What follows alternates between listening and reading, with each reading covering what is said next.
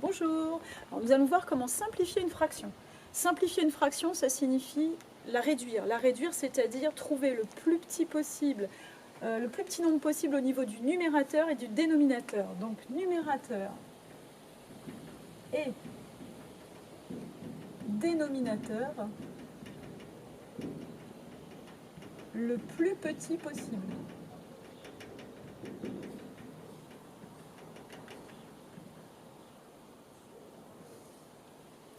Enfin, les plus petits possibles d'ailleurs, parce que finalement, ils sont deux. Alors, si je prends 25/45e, alors la technique, c'est de se dire qu'il faut trouver à quelle table appartient le numérateur et le dénominateur de façon à décomposer en fait le numérateur et le dénominateur. Donc du coup, je réfléchis, 25 et 45, dans quelle table je les vois apparaître? Dans la table de 5. Donc je vais décomposer grâce à la table de 5. Alors, je vais donc dire que 25, c'est égal à 5 fois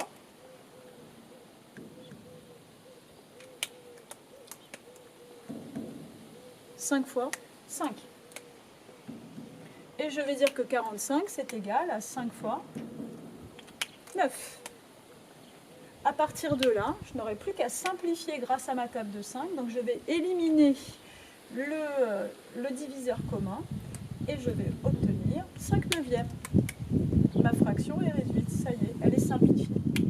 Si je prends 16 douzièmes, je me dis tiens, dans quelle table se situe 16, dans quelle table se situe 12, il faut qu'ils soient dans la même table. Et je me dis tiens, bah, la table de 2. Ouais, mais je peux faire mieux, parce que n'oubliez pas, simplifier, c'est trouver le numérateur et le dénominateur les plus petits possibles. Donc ça signifie qu'il faut trouver une table la plus haute possible à éliminer. Donc 16 et 12, quelle est la table la plus haute dans laquelle ils se trouvent? La table de 4. Donc 4 fois, nous allons chercher, 4 fois combien égale 16? 4 fois 4. 4 fois combien égale 12? 4 fois 3. Donc pour simplifier cette fraction, il suffit d'éliminer le 4 qui est le diviseur commun. Et ça va nous donner du coup 4 tiers. Poursuivons. 54 18e. 54 et 18, ils sont tous les deux dans la table de 9. Donc je vais simplifier grâce à la table de 9. 54, c'est 9 fois 6. 18, c'est 9 fois 2. J'obtiens donc 6 demi. Ah, mais 6 demi. Mais 6 et 2 sont aussi dans la même table. Je n'ai pas fini donc. Je poursuis. 6 et 2 sont tous les deux dans quelle table?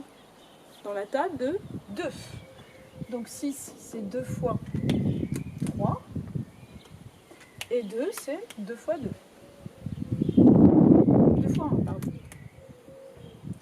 Donc la réponse, c'est égal à, je vais l'écrire ici, c'est égal à 3 sur 1.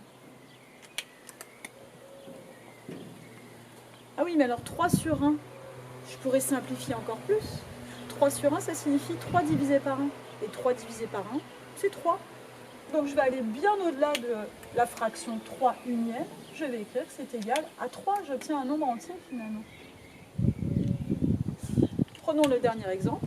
27 neuvième. 27 et 9 sont tous les deux dans la table de 3, oui. Mais on peut mieux faire.